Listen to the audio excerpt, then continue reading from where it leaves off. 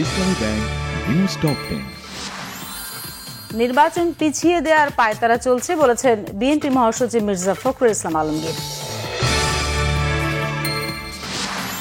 রাজনৈতিক সমঝোতার জন্য সরকারের বেঁধে দেয়া 7 দিনের শেষ দিন আজ। কঠোর হাতে আওয়ামী লীগের 13 নভেম্বরের লকডাউন প্রতিহত করা হবে ঘোষণা প্রধান উপদেষ্টার প্রেস সচিব শফিকুল আলমের। সুপ্রিম কোর্ট কম্পাউন্ড সহ আশপাশে বহিরাগতদের প্রবেশে নিষেধাজ্ঞা দিয়েছে কোর্ট প্রশাসন।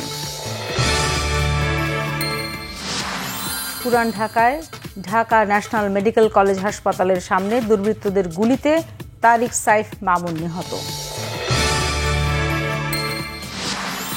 জুলাই গণঅভ্যুত্থানের প্রথম শহীদ রংপুরের আবু সাইদ হত্যার বিচার শেষ হবে জানুয়ারির মধ্যে, জানিয়েছেন আইসিটির প্রসিকিউটর মিজানুল ইসলাম।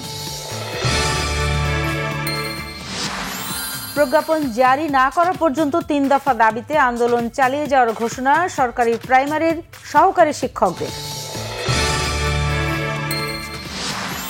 মুন্সিগঞ্জের চর ডুমুরিয়ায় বিএনপির 2 গ্রুপের সংঘর্ষ, একজন নিহত, গুলিবিদ্ধ আরেকজনের অবস্থা গুরুতর।